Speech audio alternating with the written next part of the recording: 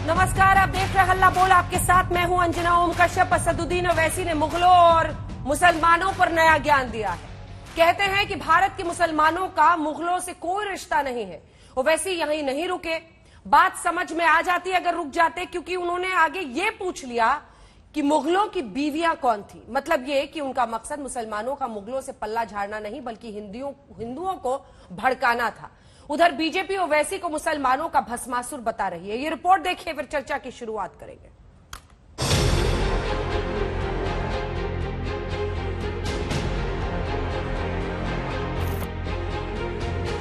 काशी के ज्ञानवापी और दिल्ली के कुतुब मीनार पर विवाद के बीच मुगलों पर देश में छिड़े संग्राम पर ताजा बयान हैदराबादी आया है, लेकिन वाया सूरत। ताजमहल के नीचे जाकर देखेंगे।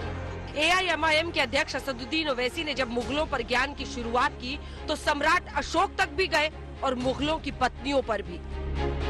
ओवैसी भारत के मुसलमानों का मुगलों से रिश्ता काट रहे थे और बीजेपी उन्हें मुस्लिमों का भस्मासुर बता रही थी। क्या बादशाह अशोका ने लोगों का कत्ल नहीं किया? बादशाह अशोका ने हजारों लोगों का कत्ल किया। बोलो RSS वालों, अशोका के बारे में तुम्हारी राय क्या है?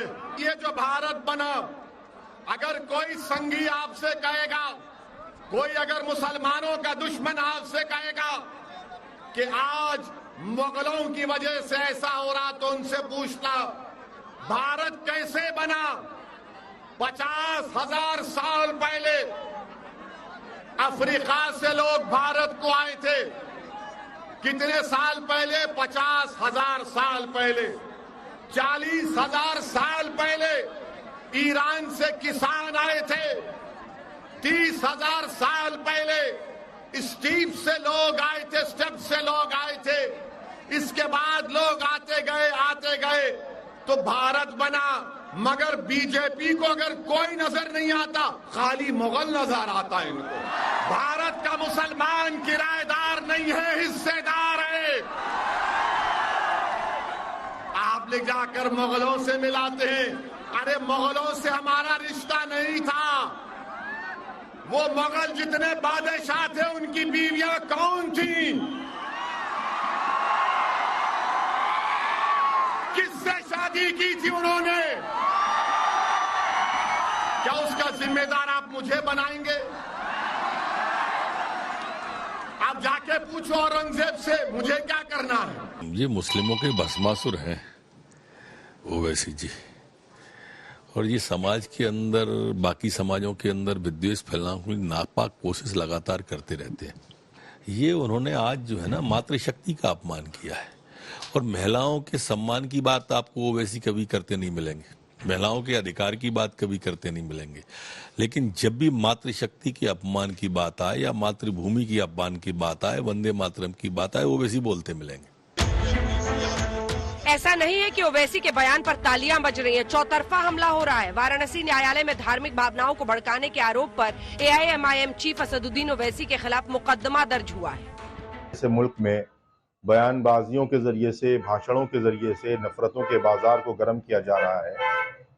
अपने जाती मकासद को हासिल करने की कोशिश की जा रही है, अपने सियासी फायदे को हासिल करने की कोशिश की जा रही है। कोई शिवलिंग नहीं है, और वो शिवलिंग जो है वो फुहारा है, और कहीं भी पत्थर रख दो, कहीं झंडा टांग दो, मंदिर बन जाता है। इन सारे कारणों से लेकर के हिंदू जनमानस भावना उद्वेलित हो रही है, और उसके तहत ये लोग लगातार बयान पर बयान देते जा रहे हैं। इसके नाते मुझे 156 के तहत ये प्रक्रिया प्रारंभ करनी पड़ी। ओवैसी मुगलों पर ही नहीं रुके, वो PM आवास तक भी पहुंचे। सीधे प्रधानमंत्री मोदी को ललकारा। बीजेपी की तरफ से मध्य प्रदेश के गृह मंत्री ने जवाब दिया। बोलेंगे नहीं, ताजमहल के नीचे जाकर देखेंगे। ताजमहल के नीचे क्या मिलेगा आपको? नहीं, हम खोद के देखेंगे क्या मिलेगा। तो क्या मैं भी खड़े होकर कह दूं कि देश के प्रधानमंत्री मोदी जिस घर में रहते हैं, उसके नीचे भी मस्जिद है, खोदी जाए? मोदी जी, क्या आपने बहादुर शाह जफर की खबर पर फूल नहीं चढ़ाए थे? हमको जिम्मेदार, हाँ, मुगल अगर जिम्मेदार है तो यकीनन औरंगजेब जिम्मेदार है पेट्रोल की कीमत का। अकबर जिम्मेदार है बेरोजगारी का। ये छोटी मानसिकता के लोग हैं, ट्वीट करके अपनी छपास का रोग है, उनने ऐसा किया इसलिए तो आप पूछ रहे हो मेरे से, बस यही वो चाहते हैं। ओवैसी ये दोहराते नहीं थकते कि भारत के मुसलमानों का मुगलों से कोई रिश्ता नहीं। वो बार बार पूछते हैं कि क्या क्या खोदोगे। बीजेपी पूछ रही है कि अगर मुगलों से रिश्ता नहीं तो फिर मुगलिया स्मारकों पर मुकदमा होता है तो बेचैनी क्यों बढ़ जाती है। भारत का मुसलमानों का मुगलों से कोई ताल्लुक नहीं है, याद रखो। हमारा ताल्लुक उन लोगों से है जो अहले दिल थे, सूफी थे, जिन्होंने इस्लाम को भारत को लाया। अगर भारत में पहली मस्जिद मुगलों ने नहीं बनाई थी, भारत में पहली मस्जिद अगर बनाई गई तो केरला में बनाई गई थी। वो बादशाह थे, बादशाह दीन का नहीं होता, आलिम दीन का होता है। सूफी जो होता है उसका ताल्लुक दीन से होता है।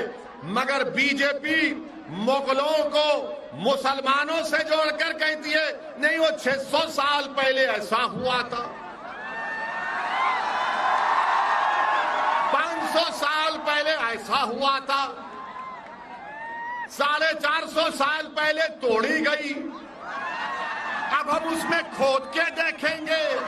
मुगलों का कोई रिश्ता भारत के मुसलमानों से नहीं है, तो मुगलों की स्मारक पे जब कोई बात आती है तो इनमें बेचैनी क्यों होती है ओबीसी जैसे लोगों को? दोनों बातें स्पष्ट करना चाहिए ना।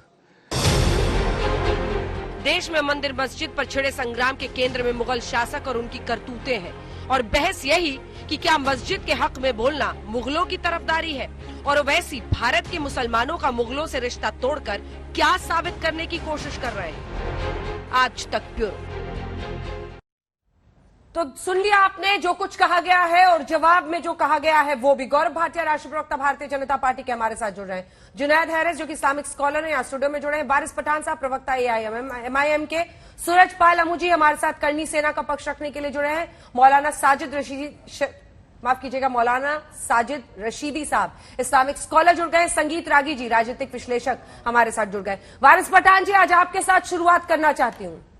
ये कौन सा बयान है और इस बयान के पीछे का मकसद क्या है?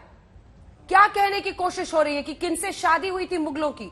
क्या बताना चाह रहे हैं इसके जरिए ओवैसी साहब?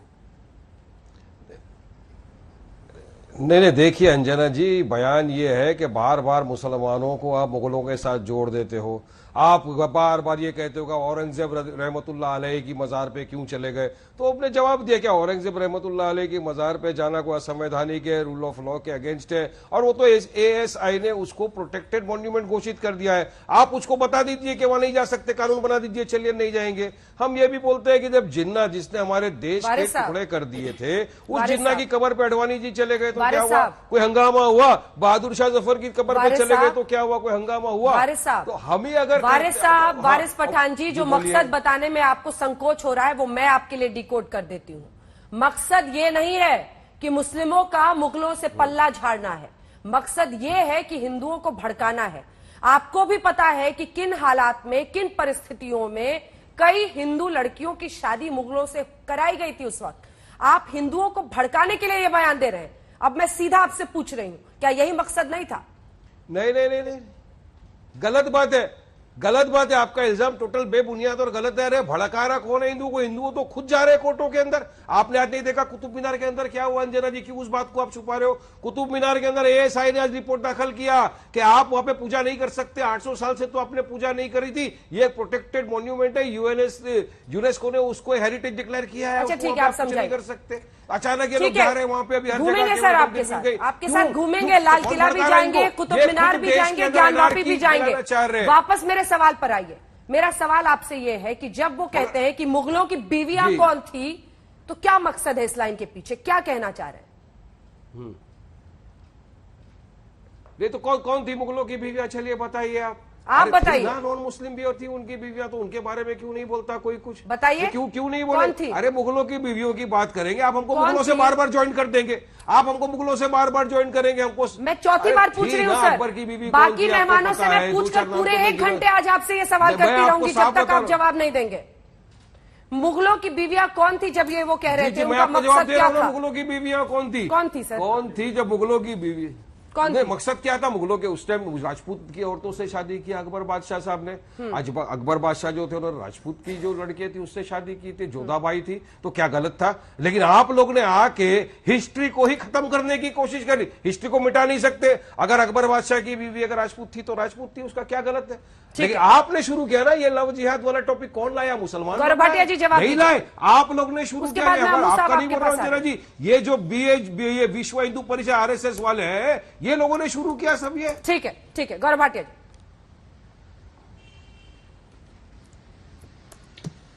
देखिए ऐसा है अंजना जी, असदुद्दीन ओवैसी का नाम एसिड उद्दीन ओवैसी रख देना चाहिए। केवल और केवल जहर फैलाते हैं। और दुख की बात क्या है, बात कर रहे थे ना हिंदू स्त्रियों की। मैं एक बात आपका पहले नाम इस पे संगीत है तो आऊंगा, कहाँ फिर संगीत उनको कुछ निकलता याद है? दिलाऊंगा। हाँ, ठीक है, पूरा कीजिए सर। देखिए, हाँ, सबसे पहले पूछा जाना चाहिए शेरनी कौन है?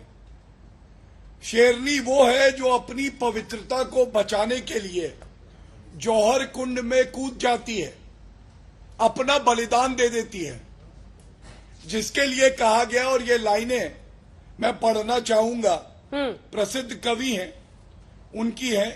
जहां आन पर मां बहनों की जला जला पावन होली, वीर मंडली गर्वित स्वर से जय मां की जय जय बोली। सुंदरियों ने जहां देश हित जौहर व्रत करना सीखा, स्वतंत्रता के लिए जहां बच्चों ने भी मरना सीखा, वहीं जा रहा पूजा करने लेने सतियों की पद धूल। वहीं हमारा दीप जलेगा, वहीं चढ़ेगा माला फूल। ये वो स्त्रियां हैं जिन पे आज सवाल उठा रहे कौन? चूहे ओवैसी। चूहा क्यों कह रहा हूं आपको मालूम है? इन सब के पूर्वज कौन रहे हैं? नहीं, ये सब ऐसा फिर मैं मोदी के बारे में कुछ बोलूंगा तो आपको बुरा लग जाएगा। जिन्होंने कहा, फिर मैं कुछ बोल दूंगा नड्डा जी के बारे में तो आपको बुरा लग जाएगा। देखिए, आप शब्द यूज नहीं करने का। अब शब्दों के इस्तेमाल के बिना भी एक सेकंड, उसके बारे में गौरव जी, आप क्या हो? आप चूहे से भी बदतर हो। आपकी आपत्ति सही दर्ज की गई है। कबूतर मैं भी आपको बहुत सारे नाम दे सकता हूँ। आपकी आपत्ति बिल्कुल सही है। गौरव जी, पहले अब शब्दों का इस्तेमाल मत कीजिए आप किसी के लिए। यहाँ पर हम एक दूसरे को जानवरों का कोई जू नहीं बिठा रखा है। क्या आप शब्द है? एक मिनट अंजना जी, क्या आप किसी को चूहा शेर बताने वाले आप कौन होते हैं सर? अब शब्द क्या बताइए? किसी को आप क्यों बोलेंगे चूहा? चूहा बोले कोई किसी को कुत्ता बोले, वैसे ही बात करते हैं। चलिए एक दूसरे को जू बना डालिए। क्या बात कर रहे हैं? क्या बात कर रहे हैं? मैं बोलूंगा आपको, मैं अंजना जी सुनिए, बात पूरी कीजिए। बहुत सारी चीजें बोल सकता हूँ, बहुत सारे जानवरों के नाम आते हैं। ठीक है मिस्टर पठान, वापस टॉपिक पे आइए। हाँ देखिए, हाँ गौरव अंजना जी, चलिए, जिन आक्रांताओं ने भारत में घुस के महिला अस्मिता के साथ खिलवाड़ किया, हम तो उनको आक्रांता कहते हैं, पापी भिखमंगे लुटेरे कहते हैं। अगर उन्होंने महिलाओं के साथ गलत किया और उसका महिमा मंडन अकबरुद्दीन ओवैसी और असदुद्दीन ओवैसी करेंगे तो इनको क्या बुलाएंगे? आप मुझे बताइए। क्यों कह रहा हूं मैं? आज का ट्वीट क्या है? आज कहा है ओवैसी जी ने, मुगलों से भारत के मुसलमानों का कोई रिश्ता नहीं है। सुनिए, जिन्ना की कब्र में चले गए अडवाणी, तभी कुछ नहीं। वो जिन्ना जिसने हमारे देश का विभाजन कर दिया। अगर सुनिए, अब देखिए, मैं अंजना जी बोलूंगा तभी जब ये चुप हो जाएंगे। ये चुप है, बोलिए, बात पूरी कीजिए। और मैं तर्क की बात कर रहा हूं। धन्यवाद। उन्होंने कहा भारत के मुसलमानों का मुगलों से कोई रिश्ता नहीं है। तो मैं ये पूछना चाहता हूं, या तो अकबरुद्दीन ओवैसी मुसलमान नहीं है या भारतीय नहीं है। ये तस्वीर है औरंगजेब की मजार पे है कि नहीं? और साथ में वारिस पठान भी दिखेंगे। अरे रुक जाइए, पूरा करने दीजिए। वारिस पठान दिख रहे कि नहीं इस तस्वीर में? तो क्या हुआ? अगर रिश्ता नहीं है अंजना जी, क्या ये स्वाभाविक सवाल नहीं है? ये क्या कर रहे हैं यहाँ पे अकबरुद्दीन ओवैसी? बताइए मुझे। ठीक है, वारिस साहब जवाब पठान क्या कर रहे हैं? दूसरी बात, मैंने अभी एक प्रश्न उठाया। मजार पे जाना आधा संवैधानिक है क्या?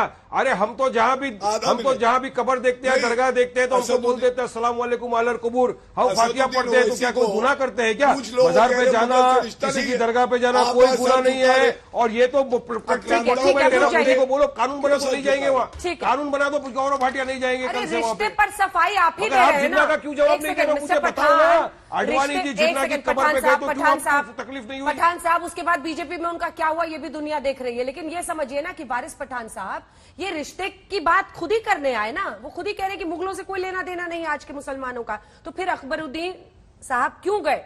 ये सवाल है ना, ये तो बताना पड़ेगा ना। अगर रिश्ता ही नहीं है तो फिर क्यों जाना है किसी की कब्र पर? अगला सवाल वो पूछ रहे हैं, पूछ लेते हैं, एक साथ जवाब दीजिए। मैं बताता हूँ अंजना गौरव जी, जी मैं पूरा बताता कर लें, गौरव जी पूरा कर लें, अभी 5 मेहमान मैं और आपकी इंतजार बात का कर रहे हैं। जवाब देता हूँ। रुक जाइए। हाँ, ठीक है, गौरव जी को पूरा कर लेने दो।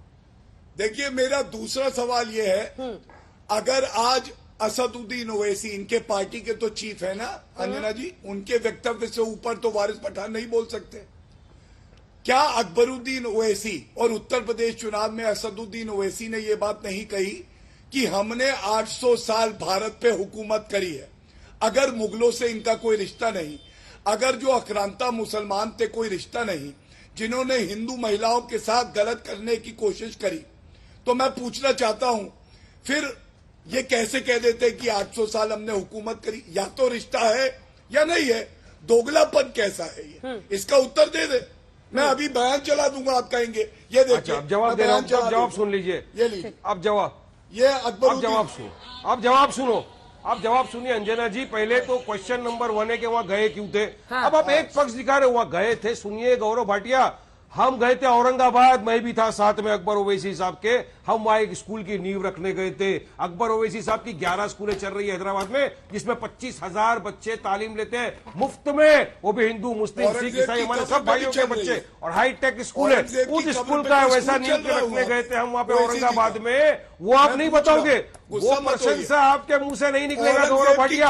मैं आपको बोलता हूँ, आप चलिए मेरे साथ। औरंगजेब की कब्र पे आप टॉपिक से भाग रहे हैं। औरंगजेब की कब्र वारिस पठान साहब आप टॉपिक से भाग रहे हैं। स्कूल चला रहे। वारिस पठान साहब नहीं, आप मैं टॉपिक बता से भाग रहे हैं, टॉपिक से भाग रहे हैं। मुझे बोलने देंगे, टॉपिक से भाग रहे हैं। कोई टॉपिक से नहीं बात भाग रहे हैं आप। औरंगजेब रहमतुल्लाह अलैह की मजार पे जाना कोई असंवैधानिक है? एएसआई का प्रोटेक्टेड मॉन्यूमेंट है, अरे एएसआई गवर्नमेंट के अंडर में आता है। गवर्नमेंट को बोलो मोदी को कानून बनाते नहीं जाने का, नहीं जाएंगे। मगर जिन्ना तो पाकिस्तान में थे, जिन्ना की कब्र पे कैसा पहुंच गए अडवाणी, तब कुछ नहीं हुआ। और अनु साहब, प्रशंसा करिए गौरव भाटिया, आपको और रंजना जी दोनों को मैं लेकर चलूंगा हैदराबाद और दिखाऊंगा हमारी स्कूलों के कामकाज। तो अकबर ओवैसी की उस बात की आप तायद कभी नहीं करेंगे कि एक आदमी 25,000 ठीक है, रुक जाइए। फ्री में तालीम दे रहा है, शांत हो जाए। बस एजुकेशन फ्री में। गौरव भाटिया आपके भी रिश्तेदार के बच्चों को जो प्रशंसा के लायक है वो हमने दिखाया है। ओवैसी साहब के स्कूल कॉलेज और उन पर शो भी दिखाया है। लेकिन जब इस तरह की बात की जाएगी तोड़ने वाली, तो उसका भी जिक्र होगा। रुक जाइए पठान साहब, रुक जाइए। औरंगाबाद में भी बनेगा सूरजपाल मुझे, सूरजपाल बना दीजिए, नहीं जाएंगे ना, नहीं जाएंगे। सूरजपाल मुझे, आपने सुनी वारिस पठान साहब की बात? पठान साहब मैंने बहुत अच्छा इन्होंने जो आज बहुत अच्छा काम किया है। नहीं करता। अरे रुको भैया पठान साहब, सब्र तो कर लो, सब्र तो कर लो जी के साथ मैं आपके सब्र तो कर लो। ठीक है, आप उनकी बात का जवाब मत दीजिए। अरे सुनो तो सही, हैदराबाद की मैं आपके साथ डिबेट नहीं करता। हैदराबाद के निजाम की बेटी रूहानी बाई, हैदराबाद के निजाम की बेटी रूहानी बाई का विवाह राजा छत्रसाल के साथ हुआ, और उसी रूहानी बाई की बेटी थी मस्तानी, जिनका बाजीराव के साथ रिश्ता हुआ। आप हमसे पूछना चाहते हैं बप्पा रावल की 30 रानियां थी मुसलमान। हमसे पूछना चाहते हैं राणा सांगा की धर्मपत्नी थी मेहरुनिसा। हमसे पूछना चाहते हैं महाराणा प्रताप के पुत्र अमर सिंह की जो वाइफ थी वो अकबर की बेटी थी शहजादी खानम। हमसे पूछना चाहते हैं इतिहास। अरे इतिहास हमारा भरा पड़ा है। हम लोग किसी की बहन बेटी का नाम लेकर किसी की इज्जत नहीं उतारना चाहते। ये तो आज ओवैसी साहब, मैं एक बात अंजना जी आपसे कहना चाहूंगा, आपने ओवैसी को इतना दिखा दिया, सर कह के सर पे बिठा लिया। क्यों इस विलेन को आप बार बार टीवी पे दिखाते हो? यह हिंदुओं को अपमानित करता है, हमारे इतिहास के लिए गालियां देता है। मैं आपसे एक अनुरोध करना चाहता हूं, ये जिसके बारे में बोल रहे थे राजपूत की बेटी, कोई इतिहास में जिक्र ही नहीं है। अमू साहब, हम तो आपको ये हमारी दासी पुत्री थी हरको बाई, उसके लिए अम्मू साहब, हम तो आपको भी मत दिखाओ दिखाते ना हैं। जी। अगर हम अपने- कई लोगों हम को अपने इस बात इतिहास को पर भी बताते- नाराजगी होती है आप ऐसे कि आप क्यों दिखाते हो उनको, तो उनकी नाराजगी सुन के आपको देखो ना, रोक एक दें, उठ के भाग आपकी गया। नाराजगी सुन के उनको एक रोक उठ के दें। भाग गया। ये नियम, एक उठ के भाग ये गया। नियम एक आप उठ- अपने घर के दायरे में एक उठ के रखिए। भाग गया, देखो टीवी ना। पर कौन आएगा, एक उठ के किसका भाग गया। इंटरव्यू होगा, देश की संसद में बैठते हैं, ये हमें तय करने दीजिए सर। जिसका काम जो वही अंजना जी भाई, उठ के भाग गया। जिसका जो काम है उसी को अंजना जी भाई। उठ के भाग- ठीक है, आप टॉपिक एक पे उठ के बोलिए ना भाग सर, गया। आप अपने टॉपिक पे बोलिए ना। मैं कह रहा हूं, एक बहस उठ के कैसे भाग आगे गया। ले जानी है वो मेरा मैं काम। बोल रहा हूँ। हाँ, इसलिए हिंदुस्तान में, ठीक है। हिंदुस्तान के अंदर कौन किसको लेकर आया, मुगलों ने कितनी बेटियां किस किस को दी, उनका पूरा इतिहास भरा पड़ा है। आप कहोगे तो मैं आपको व्हाट्सएप कर दूंगा। परंतु जिस प्रकार की भाषा ओवैसी बोल रहे हैं, न वो प्रधानमंत्री को बकस रहे हैं, न वो देश के गृह मंत्री को, और न हिंदुस्तान के 115 करोड़ हिंदुओं को बकस रहे हैं। हम क्यों बर्दाश्त करेंगे इनकी बातें? ठीक है। क्यों इनकी बकवास सुनेंगे? अरे कोर्ट अपना काम कर रहा है, कोर्ट के विषय को लेकर इस प्रकार की आपत्ति। हैदराबाद के एक दलित व्यक्ति की हत्या कर दी, उसने एक मुस्लिम लड़की से शादी कर ली। जुनैद हारिस साहब, तब क्या तो इसके मुंह से कुछ नहीं निकला। ओवैसी आज साहब हमारे सही ऊपर कह किस रहे प्रकार हैं? की ठीक है, बात कर आ रहे रही हैं? हूँ सर, अब आ रही हूँ, अब आ रही हूँ। हजारों केस है। जुनैद साहब, जी देखिए, ऐसा है कि जो हमारी खूबी थी हम उसे बुराई के तौर पर पेश कर रहे हैं। क्या खूबी है मैं आपको बता रहा हूँ। देखिए, जब भारत के अंदर मुगल आए या उससे पहले जो हमारी परंपरा रही है, जो साझी संस्कृति की जो हमारी बात होती रही, इसमें कोई शक नहीं है कि अम्मू जी ने जो बात कही है, वो रिश्ते इसलिए नहीं होते हैं कि किसी को बेइज्जत करना है। रिश्ते इसलिए होते हैं कि आपस में रख रखाव बढ़े और आपस में प्यार मोहब्बत हो। मैं समझता हूं कि रिश्तों को इस अंदाज में लेने की जरूरत है, और इसको इस अंदाज में लेने की कोई बात ही नहीं है कि उसके जरिए किसी की बेइज्जती हो रही ओवैसी है। जी ने गलत कहा है। मैं जो कह रहा हूं, मैं अपनी बात कहूं, मैं ओवैसी जी को क्यों मतलब अच्छा या बुरा बोलो ना कहना साहब, अभी तो खुल के अम्मू जी बोलिएगा। की बात पर मैं खुल के बोलो ना साहब। जुनैद साहब, देखिए, सिर्फ आप बात इतिहासकार शादी हैं। की हद तक नहीं है, जुनैद साहब, बल्कि इतिहासकार हैं, इससे सच भी बोलिए। आगे बढ़ करके मैं तो ये कहता हूं कि जिसे हम आज हिंदू मुस्लिम दुश्मन के तौर पर पेश करते हैं, वो भी दुश्मन नहीं थे। इसी वजह से आप देखेंगे कि अकबर के सेनापति मान सिंह हैं और महाराणा प्रताप के सेनापति हकीम खान सूरी हैं। यहीं तक बात नहीं है, जिनको जिनको हम योद्धा के तौर पर आज हम हिंदू शोरमा के तौर पर पेश करते हैं। मैं शिवाजी की मैं बात कर रहा हूं, उनके सेनापति भी मुसलमान थे। ये परंपरा रही है, ये वर्चस्व की लड़ाई थी। राजा एक दूसरे से लड़ा करते थे, वो हिंदू मुसलमान नहीं थे, वो राजा थे, राजाओं की तरह लड़ते थे। उनको अपना अपना इलाका चाहिए था। उसके आधार पर आज हम बटने की कोशिश कर रहे हैं, ये उसूली तौर पर गलत है। ये ठीक। रागी साहब गलत कह रहे हो। देखिए, मैं इनकी बातों से बोलो ना, इत्तेफाक ओवैसी नहीं ने रखता गलत हूं। कहा, बोलिएगा।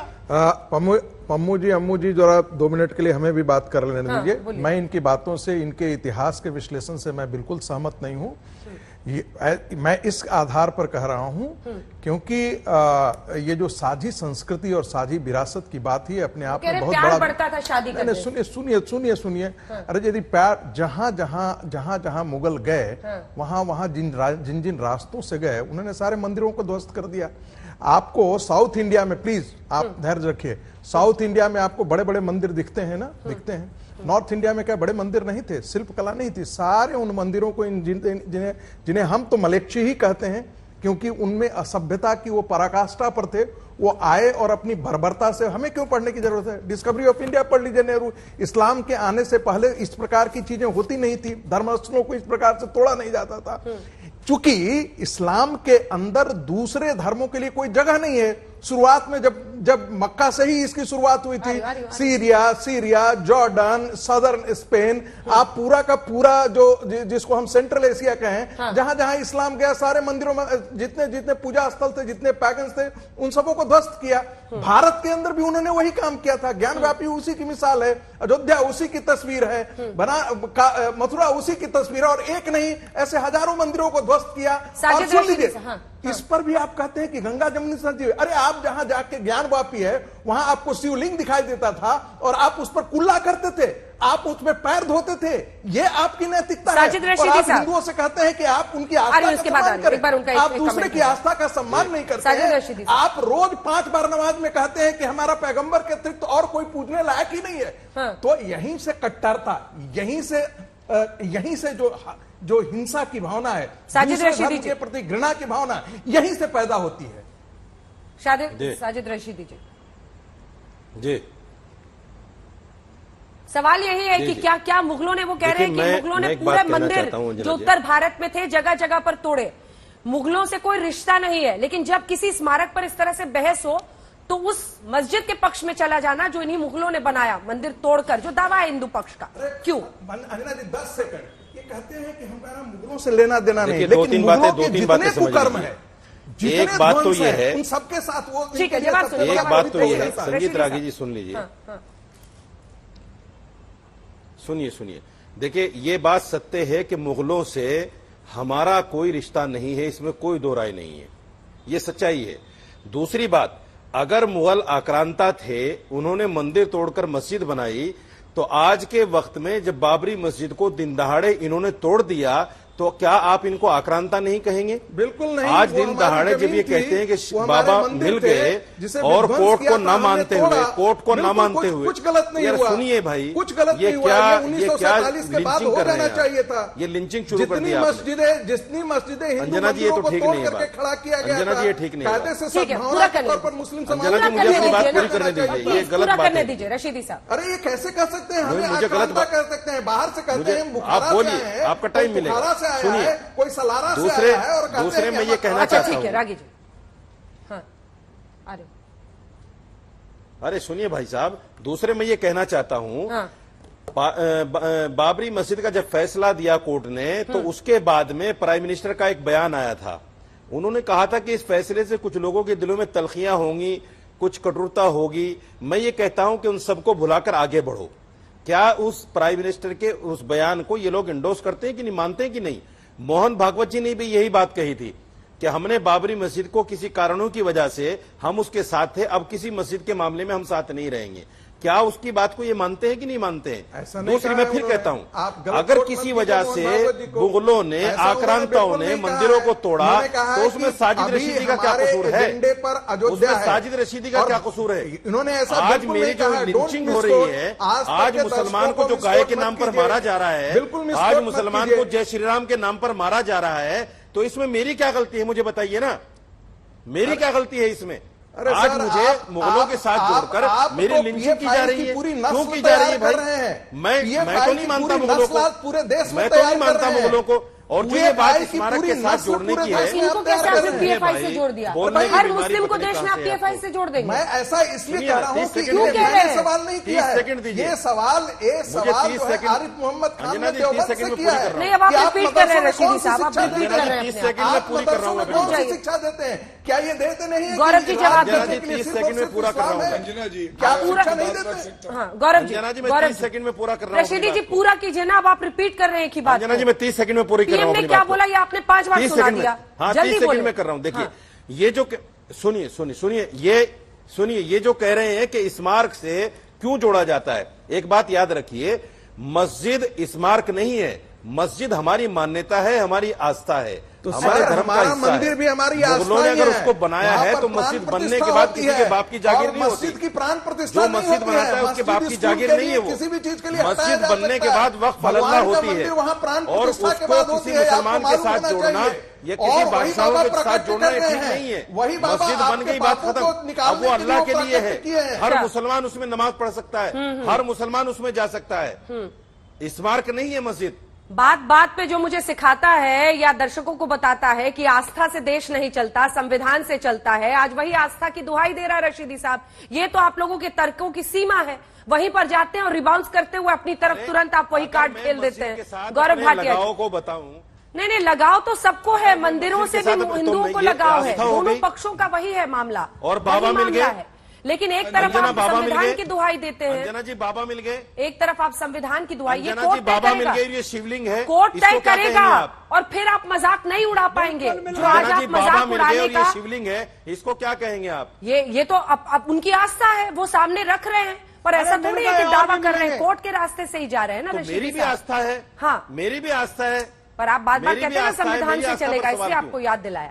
गौरव भाटिया जी जवाब दीजिए, एक सेकंड, गौरव भाटिया जी जवाब दीजिए, गौरव भाटिया जी उनको जवाब दीजिए। वो जो तमाम सवाल वो उठा रहे हैं, जवाब जरूर दूंगा। क्या टारगेटेड तरीके से मुस्लिमों को देश में घेर रही है सरकार और बीजेपी और बीजेपी के पसंदीदा लोग? ये सीधा उनका आरोप। देखिए अंजना जी, सबसे पहले तो आपत्ति दर्ज इसलिए कर रहा हूं कि शिवलिंग जो हम बताते हैं, ये लोग कहते हैं फव्वारा। बकरी और एक इंसान में जो फर्क नहीं बता सकते, वो शिवलिंग और फव्वारे का फर्क बता रहे हैं। और इनको अच्छा नहीं लगेगा अगर अभी मैं पूछूं कि वो फव्वारा क्या औरंगजेब फूंक मार के चलाता था, तो नहीं बता पाएंगे। लेकिन मैं एक बड़ी बात आपसे कहता हूं, आप मुझे ये बताइए, इन्होंने अभी कहा कि जो आक्रांताओं ने महिलाओं के साथ गलत किया उससे प्यार बढ़ता है। बाबर के समय में जौहर हुआ चंदेरी में, हुमायूं के समय में रायसेन का जौहर हुआ, औरंगजेब के समय में बुंदेला का। मैं पूछना चाहता हूं, इससे प्यार बढ़ रहा था। और मैं किसी धर्म की बात इसलिए नहीं करूंगा, मैं बहुत अच्छा एक उदाहरण देता, लेकिन जो बहनें हमारी इस देश में है ना, वो हमारी बहनें, उनका धर्म कुछ भी हो। लेकिन मैं पूछना चाहता हूं, अगर कोई आक्रांता आता और इनके धर्म की महिलाओं के साथ उस वक्त पे गलत करता, उनकी अस्मिता के साथ खेलता, और हम कहते वो हीरो है क्योंकि वो हमारे धर्म का होता, तो इन लोगों को अच्छा लगता क्या? अंजना जी नहीं। और ओवैसी जी का दिवालियापन देखिए क्या है। आज कह रहे थे हम मकान मालिक है, किराएदार नहीं। अरे सुनिए अंजना जी, गौरव भाटिया, मकान मालिक हो करने दीजिए, चाहे किराएदार हो। अब बीच में नहीं प्लीज।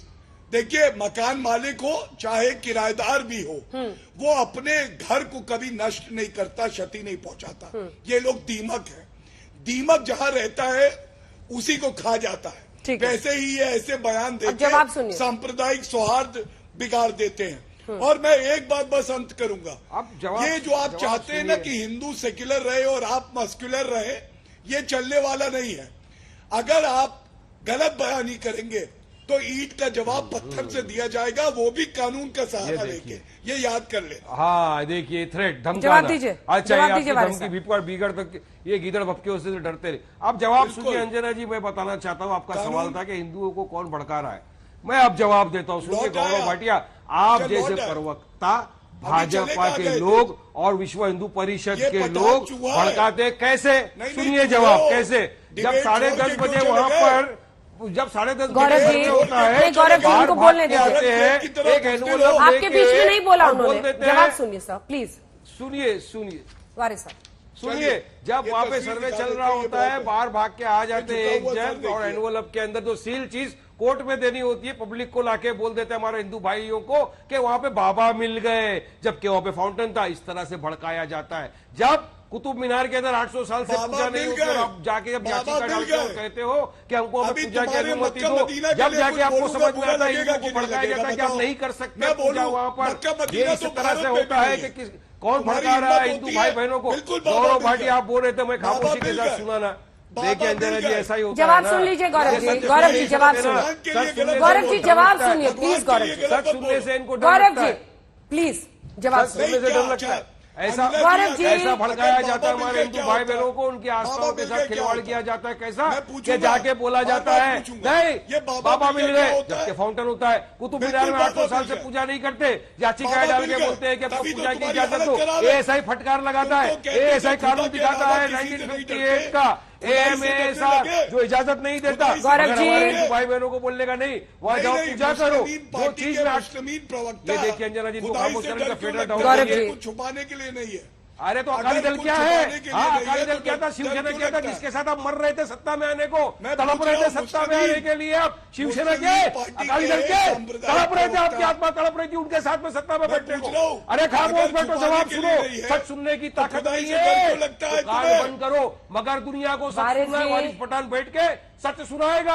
वारिस पठान तुम्हारा मुंह से ये झूठ का नकाब उतार के लोगों को दिखाएगा। देखो ये प्रवक्ता हमारे हिंदू भाई बहनों को झूठ बोलना, हमारे हिंदू भाई बहनों की आस्थाओं के साथ खिलवाड़ करना आप करो, आप करते हो ये सब चीजें। क्यों? क्या आपका एजेंडा है? आपका एजेंडा साफ है कि लोगों का ध्यान भटकाना है, हिंदू मुसलमान को लड़ाना है, हिंदू मुसलमान करके अपनी राजनीति बोलने की जरूरत क्या थी? वारिस पठान फकर है, वारिस पठान मजलिस इत्तेहादुल मुस्लिमीन का सिपाही हूं, फकर है मुझे इस बात का। आप क्यों शिवसेना के साथ मर रहे थे जाने के लिए सत्ता में? शिवसेना क्या है? अकाली दल के मुफ्ती महबूबा के साथ जाके तो आपने सत्ता बनाई। अरे सत्ता के लिए आप कुछ भी कर लोगे गौरव भाटिया, जमीन बेच डालोगे अपना सत्ता के लिए, हमारे हिंदू भाई बहनों के हक से खिलवाड़ कर डालोगे। सत्ता आपके लिए कुर्सी सब कुछ है, मगर कुर्सी ज्यादा दिन नहीं टिकने वाली है। पठान साहब वो लोग आपको कुर्सी, पठान साहब सूरत पहुंचे थे ओवैसी साहब, गुजरात के चुनाव पर उनकी नजर है, वहां पर सियासी बयानबाजी उन्होंने की है, बीजेपी पर खूब आप दोष लगाइए, लेकिन ये मुगलों की बीवियों तक पहुंचने के पीछे का मकसद आप नहीं समझा पाए हैं। सच अगर है भी तो उसके बोलने का और उसके पीछे की नीयत पर सवाल किए जाएंगे। गौरव भाटिया जी, गौरव भाटिया जी, आपके एक विधायक का बयान सुनाती हूँ आपको, एक सेकंड। गौरव भाटिया जी, आपके एमएलए हैं अभिजीत सिंह सांगा, उनका बयान। आप एक सेकंड मिस्टर पठान प्लीज, आप बार बार ओवैसी पर तो उंगली उठा रहे हैं, लेकिन आपको उनका ट्वीट सुनाती हूँ। विधायक हैं, चुने हुए विधायक हैं। 5 गांव नहीं दिए तो पूरा राज्य खोना पड़ा था दुर्योधन को, हमने भी 3 मंदिर मांगे थे, तुम नहीं माने, अब तैयार रहो, सारे मंदिर वापस लेंगे। भड़काऊ बयान क्या दोनों तरफ से नहीं दिए जा रहे हैं? आपके चुने हुए विधायक हैं, कभी ताजमहल को लेकर, कभी बिल्कुल नहीं। अरे कोर्ट के रास्ते से हो रहा है ना, जो भी हो रहा है कोर्ट के रास्ते, वापस लेंगे क्या हो रहा है? नहीं, भड़काऊ बयान तो है। अरे जब ताजमहल के बारे में सुप्रीम कोर्ट ने कह दिया कि वो एक मकबरा है, नहीं मानते बात। ताजमहल के बारे में सुप्रीम कोर्ट ने बोल दिया कि महल नहीं है, ताजमहल है, क्यों नहीं मानते बात? अच्छा, आपका नाम गौरव भाटिया भी हो गया वारिस साहब? बताइए मुझे, वारिस साहब आपका नाम गौरव भाटिया भी हो गया, वारिस पठान भी आप ही का नाम है, गौरव भाटिया भी आपका नाम है, जितने नाम है यहाँ पर सब नाम आपके हैं। आप ही बोलिए, 1 घंटे हम सब हट जाते हैं। अच्छा लगता है बीच में बोलना, 1 घंटे हट जाते हैं सर, 1 घंटे आप ही बोलिए लगातार। मुझे भी बोलना बहुत अच्छा लगता है बीच में, फिर गौरव भाटिया याद रखना, फिर मैंने उनको चुप किया था ना बीच में, चलते रहेगी फिर। गौरव जी देखिए, अंजना जी, जहां ओवैसी जी ने जहर घोला है, और ये पहली बार नहीं है, मैंने उनके तमाम बयान बताए।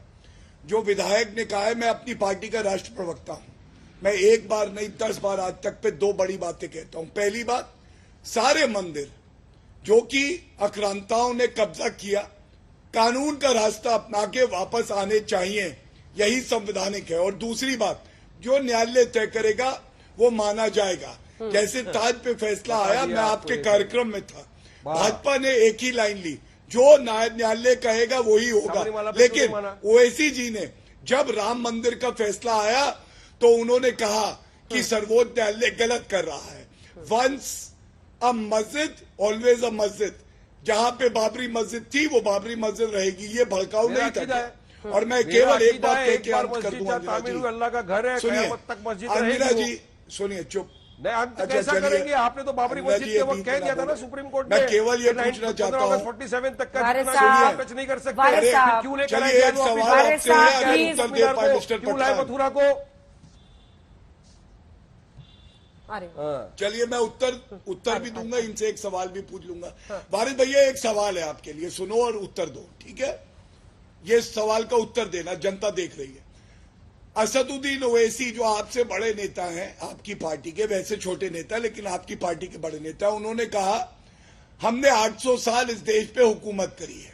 अकबरुद्दीन ने भी यही कहा। आज कहते हैं मुगलों से कोई लेना देना नहीं है, तो हुकूमत कौन कर रहा था ये तो बता दो। और हिंदू महिलाओं का अपमान करना कि बीवियां रही हैं वो, ये क्या उचित है? जब जौहर देके अपनी प्रतिष्ठा को बचाती थी, अगर उन महिलाओं का अपमान करना, बीवियां कौन थी? बीवी बोलना अपमान है? अरे बीवी बोला ना, आप लोग तो क्या क्या आप सब यूज करते हैं औरतों महिलाओं के बारे में। चलो एक बात मैं बताऊं आपको, मेरे को तो मोबाइल के जौहर का मतलब पता है तुम्हें? चालू है, मैं तो कंप्लेंट कर दिया। गौरव भाटिया, 5-6 हजार आपके लोग तो जेल चले गए। मैंने सवाल पूछा, उत्तर नहीं दिया तुमने। कर रहे हो हमारी महिलाओं के बारे में, 800 साल हुकूमत रही का मतलब क्या? हिंदुस्तानी अच्छा, औरंगजेब पार्टी आक्रांता था ये बोल दो। औरंगजेब आक्रांता था ये बोल पाओगे? हिम्मत है? रहमतुल्लाह अलैह की मजार पे जाना संवैधानिक है क्या? बताइए, एएसआई ने प्रोटेक्टेड मॉन्यूमेंट क्यों डिक्लेयर किया है? नहीं, एएसआई मोदी के अंडर में है, उसको बना लो, कानून क्यों पे नहीं चलेगा? प्लीज एक सेकंड, तो पाकिस्तान में थे, उन्होंने हमारे देश के विभाजन कर दिए, हमारे लिए गुरु तेग बहादुर हीरो है, चले गए। हमारे लिए गुरु गोविंद सिंह जी हीरो। कुछ नहीं, और ये विचारधाराओं की लड़ाई है और तुम नेस्त नाबूद होगे इसी भारत को देख लेना। औरंगजेब की वजह से पेट्रोल डीजल का भाव बढ़ा है, अकबरुद्दीन ओवैसी साहब की वजह से बेरोजगारी बढ़ी है, बताइए डॉलर का भाव किसकी वजह से 15 मिनट के लिए पुलिस हटा दो। किसने कहा था चला गया, रुपया नीचे आ गया, हम 10 करोड़ है, 100 करोड़ पे भारी है, ये तो तुमने कहा था।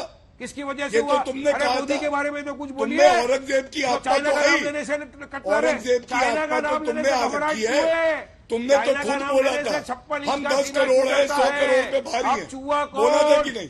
अच्छा मर्द हो तो ये कबूल लो, अगर मर्द हो तो कबूल लो, गौरव भाटिया अगर मर्द हो चाइना का तो नाम कबूल लेने से लो, क्यों डर लग रहा है आपको? मर्द हो तो चाइना का कबूल नाम लो, क्यों कहा डर? था कि नहीं अरे कि बुलडोजर हम 10 चलाना है, करोड़ चलिए, हैं, 100 करोड़ पे एक बार यहाँ पे भारी दिखाइए। है, जहाँ जहाँ चाइना हिम्मत घुस नहीं गया तो। वहाँ चलाओ, जहाँ चाइना घुस गया वहाँ पे उड़ाओ ना रागी साहब आपका कमेंट पे जुनैद हैरिस साहब। देखिए अभी मेरे मित्र कह रहे थे बहुत हिंदू मुस्लिम रिश्ता बड़ा गंगा जमुनी तहजीब थी। आप कुतुब मीनार के प्रेमाइसिस चले जाइए और वहां पर ये साफ शब्दों में लिखा हुआ है 27 जैन और हिंदू मंदिरों को तोड़कर ये मस्जिद खड़ी की गई। ये कौन सी मिसाल थी?